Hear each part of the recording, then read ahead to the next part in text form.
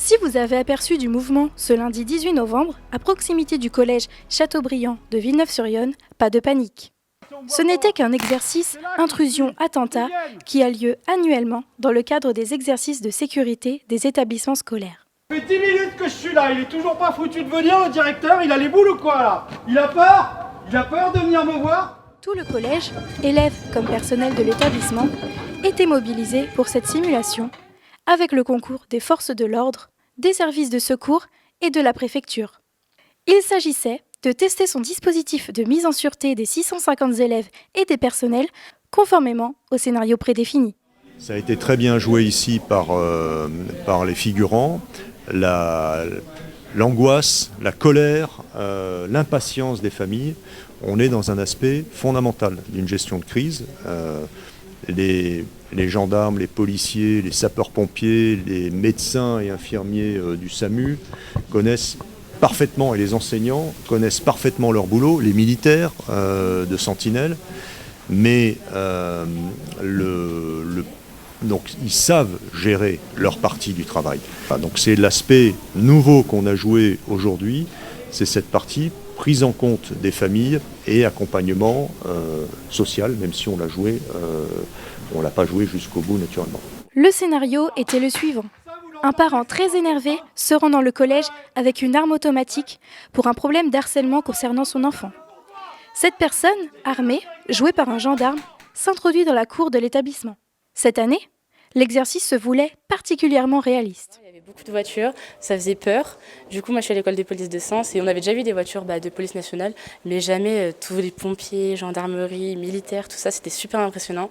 Après, on a vu des drones en haut, c'est plein de choses que j'ai jamais vues. Pourtant, je suis à l'école des polices et ça m'a vraiment impressionné et ça faisait un peu peur. Ces gendarmes, équipés d'armes de gros calibre et de fusils d'assaut, ne font pas partie du GIGN.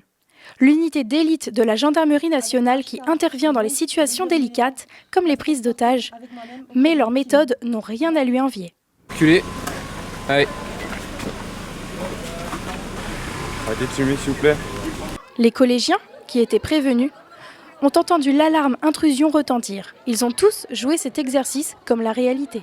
Alors on a travaillé en amont avec les services de la préfecture sur une information bien évidemment aux équipes enseignantes, une réunion d'information qu'on a fait avec monsieur le directeur de cabinet de la préfecture en direction des parents, plus des réunions qui ont lieu avec les élèves à l'intérieur même du collège pour les prévenir de cet exercice. Donc tout le monde était prévenu de l'exercice, anticipé, et les élèves ont été associés de loin en tout cas, mais en tout cas dans une prévention et en liaison bien évidemment aussi avec monsieur le maire qui a prévenu les personnes de la commune sur cet exercice. Le temps de l'exercice, qui aura duré 6 heures, un poste de commandement opérationnel a été activé à proximité du collège, ainsi qu'un centre opérationnel départemental en préfecture, afin de permettre une coordination de la gestion de la crise par l'ensemble des acteurs mobilisés.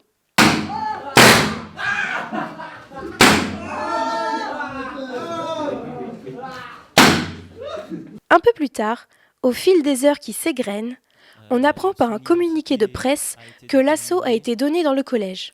Le preneur d'otages succombe à cet assaut. Nous avons l'information selon laquelle l'agresseur a été neutralisé, il a été abattu par les forces de l'ordre.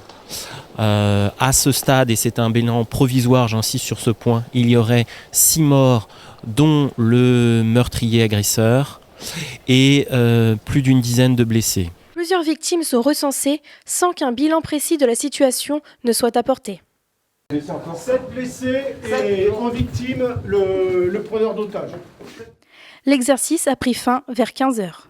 Les exercices attentat-intrusion ont été mis en place en 2017 par les ministères de l'Intérieur et de l'Éducation nationale, à la suite des attentats de 2015 et 2016.